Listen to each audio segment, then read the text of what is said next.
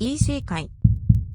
The Rebirth of the Malicious Empress of Military Lineage. Chapter 70, Birthday Celebration. The third day of the 11th month was a day where the sun hung up in the sky brightly, and it was rare to have such good weather in winter, which also happened to coincide with old Shen Furen's 70th birthday banquet. The inside and outside of the general's residence were cleaned up, and money was taken out from the public fund to buy new stuff. Naturally, the birthday banquet was held in the eastern courtyard, as it had a beautiful and elegant ambience, and the flora and fauna were pruned tidily. The maids wore clean and tidy uniform dresses, and their behavior conformed to no conventional pattern, and each of them was well behaved. When one walked in, one would feel that it was airworthy to be considered as a big family. Old Shen Furen sat at the highest position in Rongjingtang, and there were already several Furen and young ladies that went up to greet. The Shen family is considered a first-class general lineage family in Mingqi, thus officials and nobility would often take into consideration the social relationship, and came over. Ren Wanyun was also busy greeting the guests, even though now, it was Chen Rikayu who was temporarily holding the power of managing the family, but, in the previous years, old Shen Furen's birthday banquets were organized by Ren Wanyun. Thus Ren Wanyun could do better than Chen Rikayu in dealing with these noble Furens. Chen Rikayu at the end still had the air of a scholar, but Ren Wanyun was different. She was able to cope appropriately to the occasion, and in a short time, Rongjingtang was filled with laughter. Shen Yuanbo was clinging onto old Shen Furen eating honey milk sweets. From time to time, the Furens present complimented him for being so clever at such a young age, and would be someone worthy in the future. Old Shen Furen heard all this, and was beaming with joy, and those compliments also evened out the haze in Ren Wanyun's heart, that due to Shen King's accident was swept away in pain. On the contrary, it was Chen Rikayu who felt uncomfortable when she saw everyone praising Shen Yuanbo, and Shen Yuan, who was in a post in another country. The thing that the third household was most afraid to talk about was about sons. Everyone knew that Chen Rikayu has been married to Shen Wan for so many years, and other than having Shen Yu, there had been no sons. Against expectations, Shen Wan was not interested in other females, even though old Shen Furen wanted to give a few concubines to Shen Wan to spread the family branches out, but Shen Wan rejected it. Old Shen Furen was thus angry at Chen Rikayu, and so Ren Wanyun had more of old Shen Furen's favor than compared with Chen Rikayu. However, why is the eldest young lady, and fifth young lady of the Shen family not seen today? Yi Furen said with a smile. Ren Wanyun was responsible for the reception of these Furens, so naturally, Shen Yu went to linger with those noble young ladies. She brought them to the garden to drink tea, and eat some snacks. But, there was no sight of Shen Miao, and Shen King. When Ren Wanyun and old Shen Furen heard of this, both of their faces sank at the same time, and Chen Rikayu's lips twitched. Shen King's health had recovered fully, and now she was able to meet others, but she continues to speak of wanting to shred Shen Miao into thousands of pieces. These words could not be heard by outsiders, thus Ren Wanyun kept comforting Shen King these days so that she would not have any suicidal thoughts. As for how to comfort, what Chen Rikayu could only think of was the promises of what kind of miserable fate would Shen Miao end up with. As for Shen Miao, Chen Rikayu did not know from where she heard that old Shen Furen had secretly accepted the Wei family's 8-character card. From that day onwards, she changed from her previous silence, and now resisted like crazy. She also threatened to oppose the marriage, and run away from it. When old Shen Furen heard those words, it became a big matter. Ren Wanyan and old Shen Furen considered that with the current wild behavior emerging from Shen Miao, there was a definite possibility that she was able to run away from the marriage. However, nothing must happen to Shen Miao, as if anything went wrong with her, the exchange of marriage with Shen King would not be successful. Thus, after Shen Miao's threatened to oppose the marriage, old Shen Furen and Ren Wanyan did not give up, and went through it to the end, and locked Shen Miao in the Ancestral Hall. The Ancestral Hall was the southwestmost corner of the courtyard,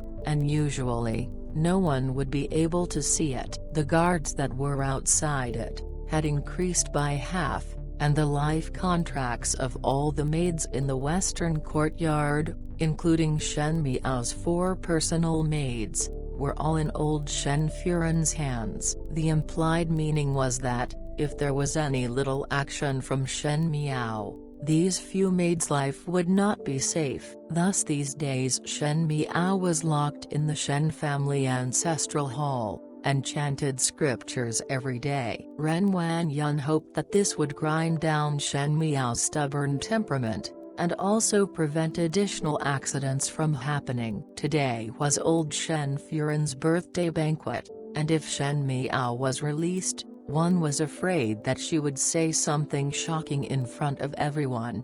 Thus, after a discussion with old Shen Furen, it was decided that Shen Miao was not allowed to appear in front of everyone. Thinking of Shen Miao made Ren Wanyan's head start to ache. She has been in a big household for so many years, but now she was unable to know what a little girl is even thinking about. To say Shen Miao was an idiot, but she was able to quietly calculated everyone on Shen King's matter. To say she was calm, but she showed off her military strength. There was no choice other than to lock her up. After Chen Rikayu appreciated Ren Wanyan's marvelous expression, she said with a smile, "King Er's health is still not good, and it is not convenient for her to come out. Most probably, after old Furen's birthday, then she will come out. Miao is infected by an illness, and cannot be in contact with the wind as there are rashes on her face. There are so many young ladies present,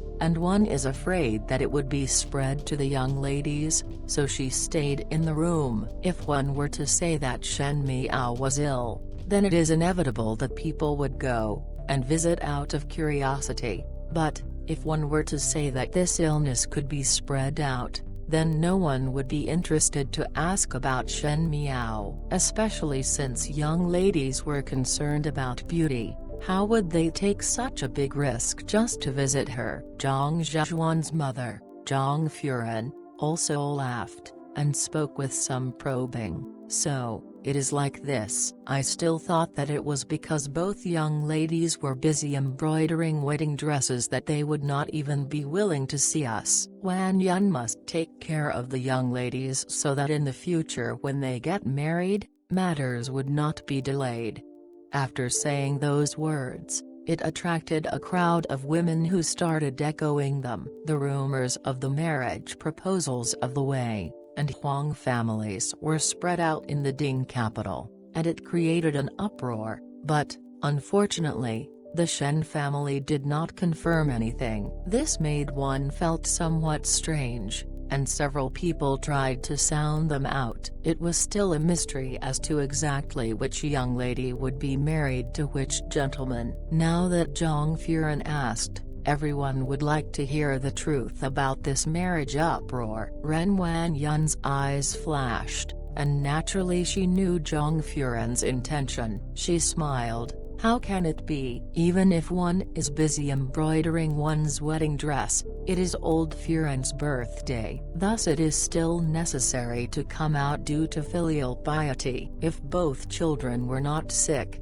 why would they not come out to meet all of the Furen's presents? The words were structured like a play, and admitted the matter on the marriage. The Furans that were present are used to seeing happenings in the inner courtyard, and could hear Ren Wanyun's intentions. In a moment, congratulations fell incessantly as old Shen Furan caressed Shen Yu on Bo's loving face with the appearance of a pleased host. In Kaiyu Shui Yuan, there was a group of young females that were currently gathering. They were playing chess and cards on the greenstone table as they ate snacks and chatted leisurely. Speaking of which, Zhang Zhejuan said, "That older sister and younger sister of yours have not been seen even till today. Could it be that they are sick?" "They are truly sick." Shen Yu shook her head, and there was a trace of concern in her eyes. "Eldest sister's illness is much better, but fifth younger sister's illness is somewhat serious, and even her maids were infected by the rash on her face." She continued, "Thus, you all would not even meet her maids today." No wonder. Bai Wei suddenly realized, there are so many people guarding outside the west courtyard, but one does not see anyone coming out. It should be that those servants in the courtyard are also afraid it will spread to others. Did not gentlemen pay mention before that in some areas that were infected by the plague, the sick would be isolated to prevent it from spreading everywhere? It is exactly this reasoning. Shen Yu said. Yi Peilan touched her shoulders, and shuddered. "This is scary. It better not infect us." "Rest assured." Shen Yu laughed. "As long as one does not go to the western courtyard, naturally it would be safe." "Look at this, aren't I infected?" "You are sure big-hearted, and easy-going to stay with such a younger sister like this."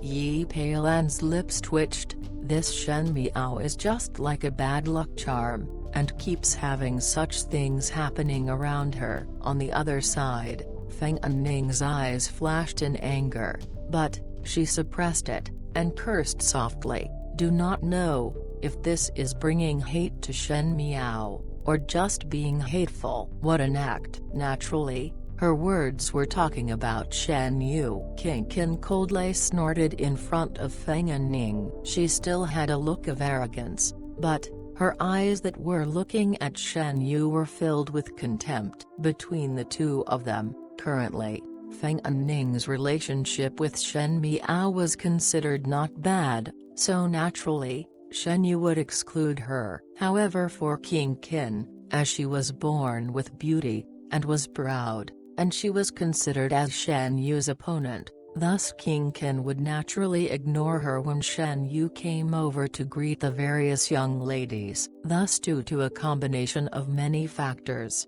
both of them sat together. Who would know if it is an illness? King Qin all along did not cover up her disdain for Shen Yu. When these words were heard by Feng Anning, she immediately said, "So you also feel that way? How about we go to see Shen Miao? I do not have any friendly relations with her." "If you want to go, then go by yourself." King Qin rejected without the slightest hesitation, and also added one sentence, "But the western courtyard of the Shen residence does not allow others to enter, as they are afraid that one will be infected with a rash. So most likely you will also be unable to enter." "How can it be like this?" Feng Anning felt indignant about it. "All are the granddaughters of the Shen residence. On what basis Shen Miao cannot participate in old Shen Furan's birthday celebration, and why lock her up alone in the west courtyard? What is the difference between this and been thrown into prison? It is better that you do not meddle in the affairs of others."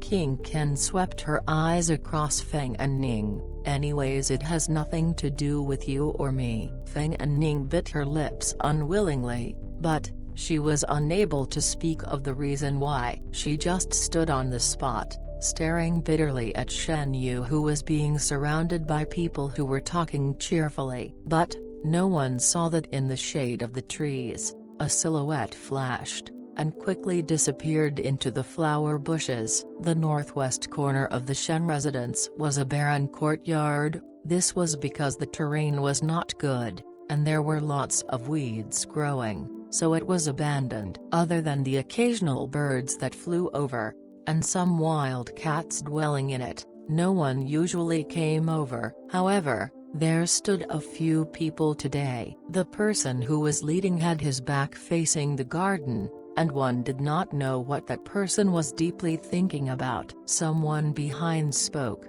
"Master." This subordinate passed by the eastern courtyard, and heard that people were guarding the western courtyard. But, another person said, this subordinate had investigated that there were only people guarding outside the western courtyard, but there were no other guards on the ground. However, many skilled people were guarding outside the ancestral hall of Shen's residence. Could it be? It's a declaration for the east, and strike the west, means to misdirect.